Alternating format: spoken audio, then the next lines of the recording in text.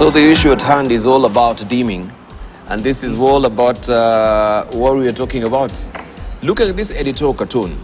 As we're finishing, we have President William Ruto and Raila Odinga on the finishing line. If you're looking at the band, the yellow band, when you go to athletics, you know, sometimes you can actually clock, let's say, 1 minute, both of you. But what really determines the winner? Photo finish. It is the photo finish and the decimal points. Yes. You will not have been deemed that you have won. I mean, it will have been the figures that are, we see the 0.001. Yeah. Or the nose for the horse. Or the nose for the horse. It's just the nose. Of the other. Yes. And this is what we're talking about deeming. If the horse is facing, even if it's just pointed on the other side of the party, that is still deeming. Yes. You need to resign. Or you'll have been taken to have resigned from your party. Yes. Can we clear the air? So when you're talking about deeming, it's all about obscurity, it's all about what do you call it? There's no ambiguity is a good word. If you look at this constitution, the bar is a long constitution. You said you settle it, so I thought. Yeah, It is a long constitution. The reason why it is long, it wanted to leave very little for really guesswork or interpretation. That's one of the, I'm not a lawyer, but I know that's one of the things about this constitution. Now, why then do we have people leaving their parties and going to other parties in what has been called political prostitution, finishing their terms without any sanction? I'll take you to what basically is the problem in this country. This country is a country where we are not serious with anything. And the institutions we are put in place to help us manage things in a serious way have let us badly. Now, Deba, people die crossing the Mediterranean using crude vessels to go to Europe. You know that? Kenyans humiliate themselves to get visas to go to America. Indeed, Deba, during the bomb blast of 1998, if America had not just changed, they had just changed from physical vetting to this online thing. They had just changed. They had just changed that month or a few weeks earlier. If the previous position where people used to go and sleep there was prevailing when the bomb blast happened, hey, we could be talking about something else. Why are we dying to go to America? We are dying to go to America because those countries look good. But they are good because people there are serious with what they do. Now, what has seriousness got to do with the discussion today? deeming. What has seriousness to do with When deeming? we make a simple provision in the Constitution, we are not serious. Somebody can go to court over something that is so obvious, and we take 3 years, 5 years, the guy has finished his term. A guy is caught with a fake certificate. Fake. He goes to court. The principal of the school comes and says, we never had a man like this. This was Lakuna. The examination board in NEC comes and says, surely this is fake. But the case is in court for 3 years. That is a lack of seriousness that they will never see us as a country move to the next level. If we want to move to the next level, we must learn to be serious with what we do. Starting with what we are talking about today. If we want our politics to be serious politics, and we say we are a multi-party democracy, and we know the role of parties in democracy, we must not allow this political prostitution. I thought, and therefore, like Professor here was saying, once, you can resign, not necessarily by writing. In fact, the case of Gatanga, Odit Morade, who resigned and delivered the letter of resignation to the speaker. And the letter tried to say, no, it was not me. Now the question of handwriting, signature. Even when you write in this country, it is still an issue. You remember that case? It's the lack of the seriousness I'm talking about. So when a man stands in parliament and says, me, I am with Kenya Kwanza. I was voted on Azimio, but I'm now in Kenya Kwanza. And the speaker is about to declare who is the majority party. The people are saying, we are in Kenya Kwanza. What other resignation are you waiting for?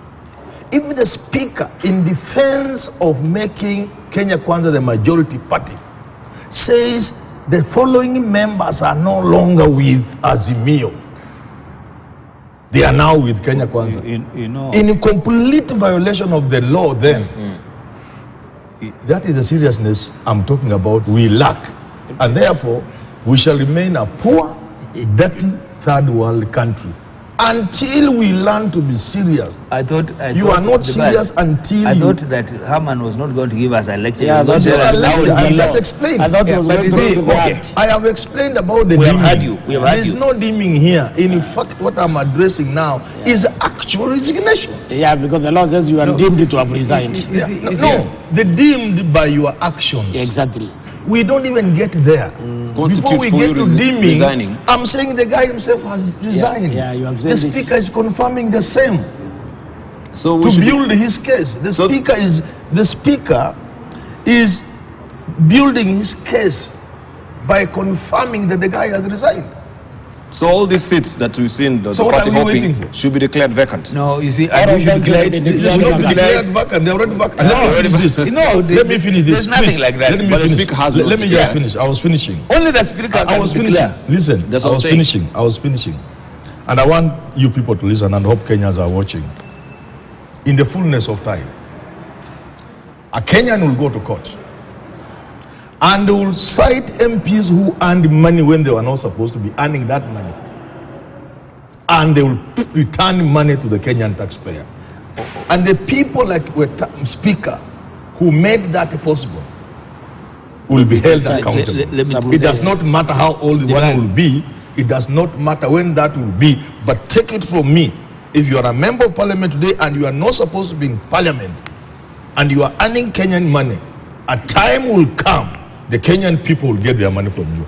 Let me That you can take to the bank. assure him that as long as I'm living around here, such a day will never come. Okay.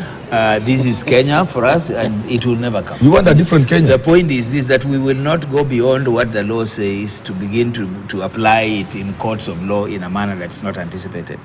The only person who can declare that you are saying is the speaker, because such a contestation or such an issue can only be determined by the speaker. If the speaker hasn't determined that you have actually resigned, you remember. This man was not listening when I was talking. just a I moment. said the speaker was using those people That's what I'm asking. to beef up Kenya Kwanza numbers. No, just a moment. From the legal point of view, Yes. should the speaker declare?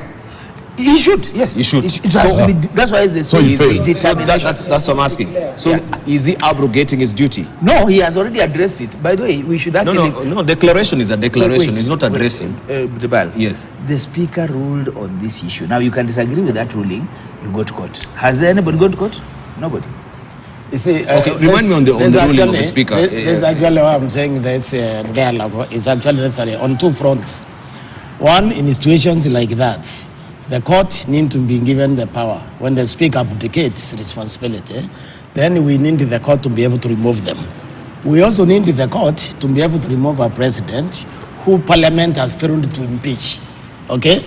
So the discussion outside, this discussion people are asking in the national dialogue to bring discipline to the country is necessary. In the event that you have a president who has put the parliament in the pocket and has breached the law, then somebody should go to court so that you can have an alternative and to implement that decision. The same thing when the speaker fails to do his duty, we should also have the option of asking the court to do that. You see, the act does not give the court that power. It says only the speaker can declare the seat vacant. So in this discussion now, if it ever comes, if the church can enforce it, because I think it's only the church which can enforce this discussion, I don't see Azimio being able to do it. You know, the reason for that is I think Ruto doesn't respect these fellows. Okay?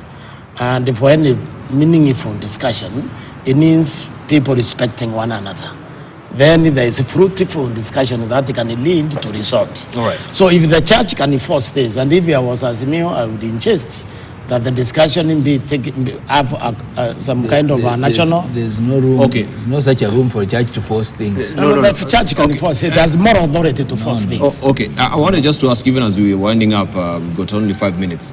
If the speaker, they said he gave a ruling, it will be better for you to refresh my memory. I cannot remember. Essentially, he said what? He did not deem them to have resigned, and in fact, he quoted the same constitution saying that they had a freedom of association. Because you lose his job. So he had a free. So in other words, you talked about just a moment. You talked about dissonance. Let me follow through kindly with my question. You talked about the constitution being robust, but within also the constitution there's some sort of dissonance. No, this is what I'm asking. What are your words you've used today? What we say in the interpretation of the constitution, you read it together with other provisions of the constitution. So that aspect, the constitution read together with the Bill of Rights, the constitution does not necessarily lead to one losing their seat just because they had the freedom of association. Because the same. Then why do we even have the parties then? So what I don't understand, what I fail to understand is, what is freedom of association and what is deeming? Because now this is the gray area. You see now, because there is no association. No, just a moment. Because this is where now we get the technicality that maybe the speaker has latched on. You say I'm deemed to. If I'm seen to be closer to Kalua, we are meeting in just a moment, and this now you call it freedom of association. I want you to just make it very limpid and clear for me that this is not deeming that we have met in State House, or I'm actually in support of the policies of this particular party while I'm still in UDA. I think so.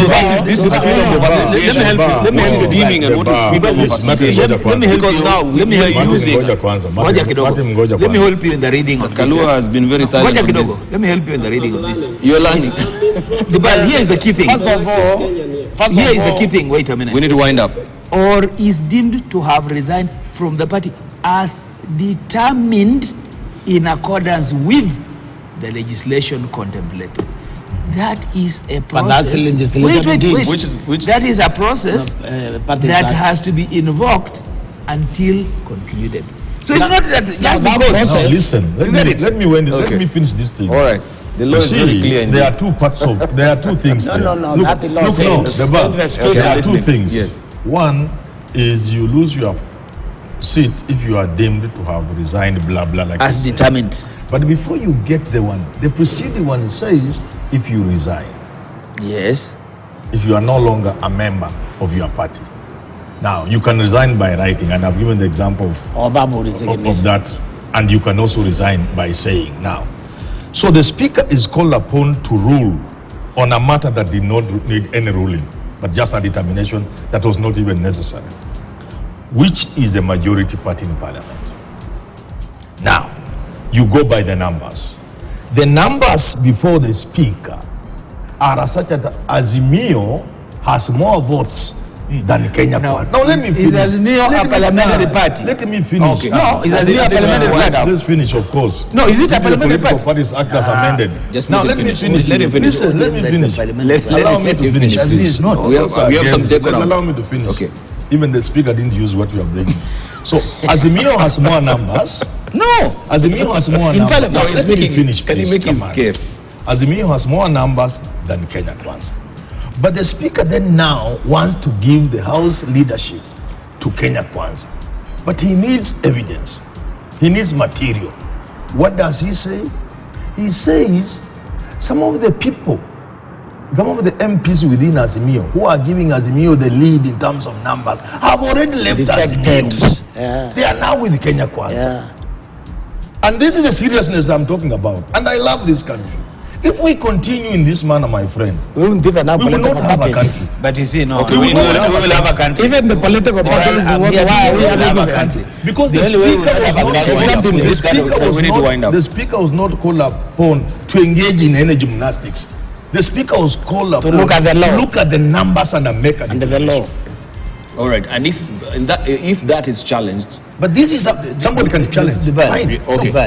It's still I'm surprised nobody has made a determination. We need to wind up. Given Azimio, I want him to tell me which one party. Let me just give me one member of parliament who was elected on Azimio.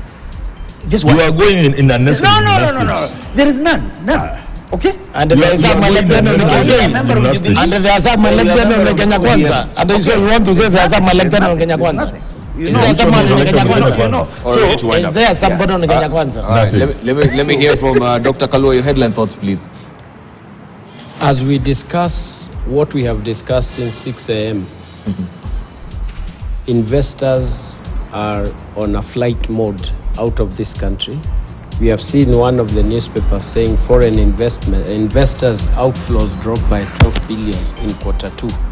We have also had the president of Tanzania saying and preparing her country, a great country and a great neighbor, to receive an influx of investors from various parts because the neighbor's house is on fire. The cost of living is continuing to hurt many Kenyans, and we need to create warmth in the way we deal with each other so that even the investors and even business people, entrepreneurs themselves, will not import or bring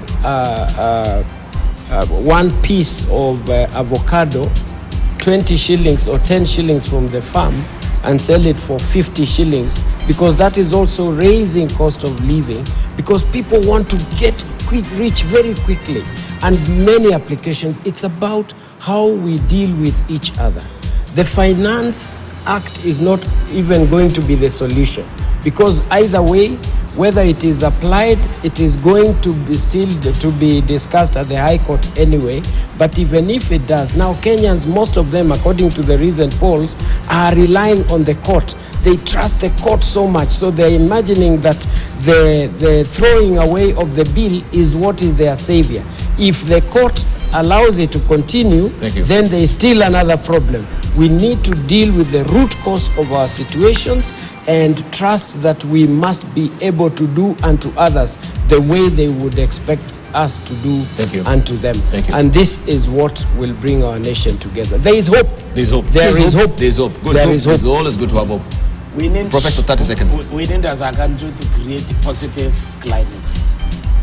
The raka that we invoked is not going to deliver us out of this economic illness. Economics is grown by hope. So we need the peace. We need to create a climate that is conducive to investors. Right, thank you. Dr. Martin. The fact is that we are not in a bad place. Yes, we have challenges, we have crises here and there, but we as a people are going to survive it. What is important is that out of this crisis, we will continue renewing ourselves, we will continue rediscovering ourselves. Let's respect the mechanisms we have in place. We have a charter, we have a constitution. Let's work with the constitution. Whether in government, whether you're outside government, let's respect this constitution. We will build a country together. Thank you. The state of the nation is bad. The country is bleeding. People are suffering.